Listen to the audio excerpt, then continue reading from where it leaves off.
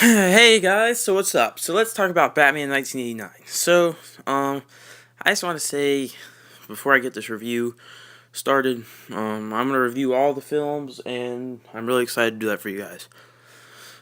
So we're in the opening scene here, and it's just pretty much the credits. Very nice credits, get you hooked. Of course, you got Jack Nicholson, Michael Keaton, Kim Basinger, all with the lead roles. This is the first, real dark and gritty Batman film. And when it first came out, everyone loved it. I wasn't alive back then because I'm only 15 years old, but um, I can really only imagine. Um, so yeah, let's get started. So the movie's pretty much just about it shows how Batman is first came into the town, and how everyone is so pessimistic about Batman they don't really know what to think. And then you also have the mob, which Harvey Dent and Commissioner Gordon are trying to take down, led by Jack Palance's character, Kyle Grissom, who was originally supposed to be Rupert Thorne. I would have liked to see Rupert Thorne more, just so he can, be like the comics. Um, and then Jack Nicholson as the Joker. He's just a mobster, an everyday mobster, and so he pretty much gets set up by his own boss. He's like, you need to, do this job for me, and that's why you're the best mobster I have. And pretty much he's just trying to set up Jack's character. And so then Batman catches him, and then he falls into a plate of acid. So then he pretty much blames Batman for everything that happened to him.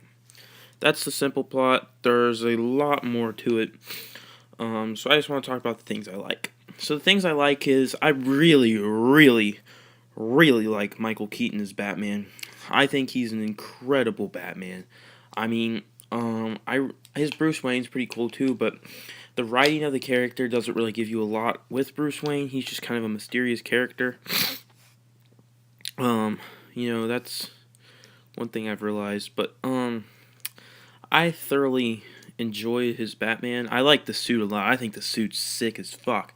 You also have Jack Nicholson is a beast. I mean, he's always been a great actor, but I think this is one of his better roles to date, and he should have got an Oscar nomination for Best Actor. He got a Golden Globe nomination. I also really liked the makeup on the Joker. I thought it was incredible, and I really like the atmosphere of this movie, and I love the way the city looks. The city looks badass. I would love to see it look like that in the Dark Knight trilogy. Um, I really like the city. I like the atmosphere, and I like the practical effects. You can tell they're practical. I like the climax. I like the way it ends. It's just a very damn good movie. It's definitely one of the top 10 best comic book movies of all time. I might make a list for you guys someday. Just let me know if you'd like to know that. I also, um, I think Tim Burton did a good job in this movie. I had some problems with Batman Returns, which I'm about to rewatch here in a minute, because I feel like he had too much power in Returns. But I like him in this movie because he feels like he's grounded in reality when he made this film. When he made this film, like he had someone there to tell him what to do and what not to do, and that's what he needed. In Returns, he just felt like, I'm gonna do whatever the fuck I want because I'm fucking Tim Burton, you know what I mean? And I like this movie a lot more than Returns. I think Returns is okay. I'll review it for you guys here and probably by tonight, later in the day, probably, because I'm trying to get these done by the next couple weeks. So yeah, I really like the lighting, and I just like almost everything about this movie. The only few things I didn't care for Kim Basinger in this movie. Her character was annoying, and she was just there to scream and just be there, And it just didn't serve much purpose to me. I mean, just being honest. Um, I mean, I sort of had a problem with Batman killing, but not as big as a lot of people. I had a problem because, like, when he dropped the bombs all over that nuclear power plant, some of those people were innocent, and it just didn't feel right to me, but I don't know. I don't think Tim Burton really thought that out.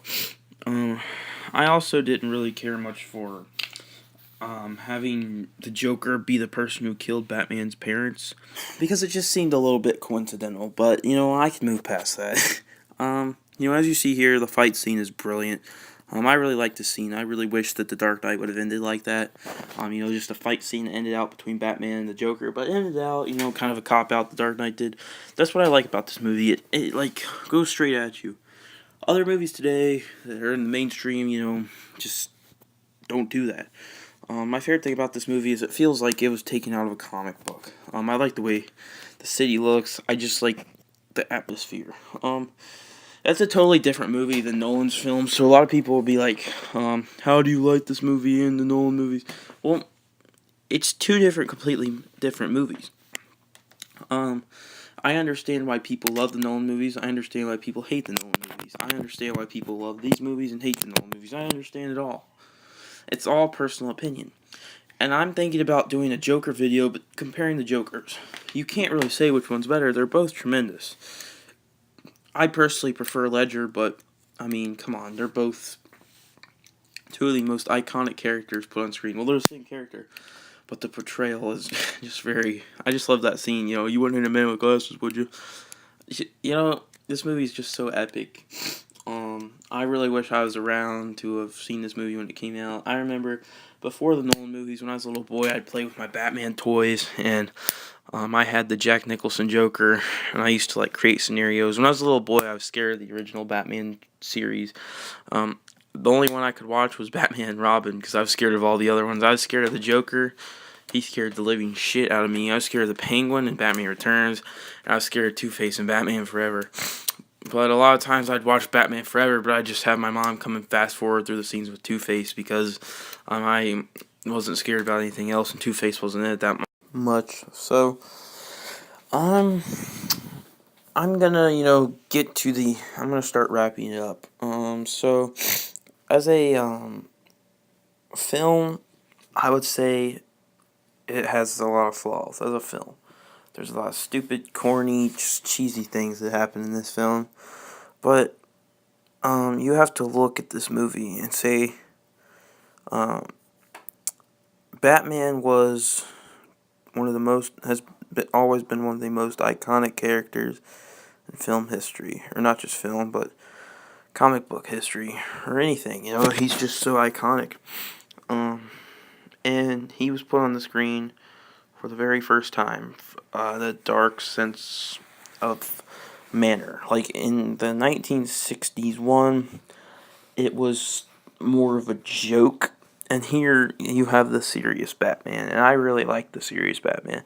And if it wasn't for this, there would be no Dark Knight, there would be no Batman the Animated Series, and I personally can watch this movie 1,000 times. It's so iconic, it's so just rewatchable, and it really stands the test of time, and I just really love the atmosphere, and, I can watch it over and over again.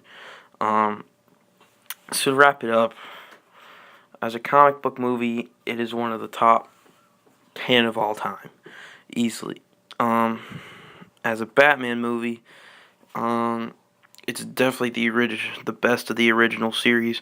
I'm gonna review Returns, Forever, and Robin as the next couple weeks go by, and then I'm gonna get to Batman Begins, Batman the Dark Knight, and then Batman the Dark Knight Rises.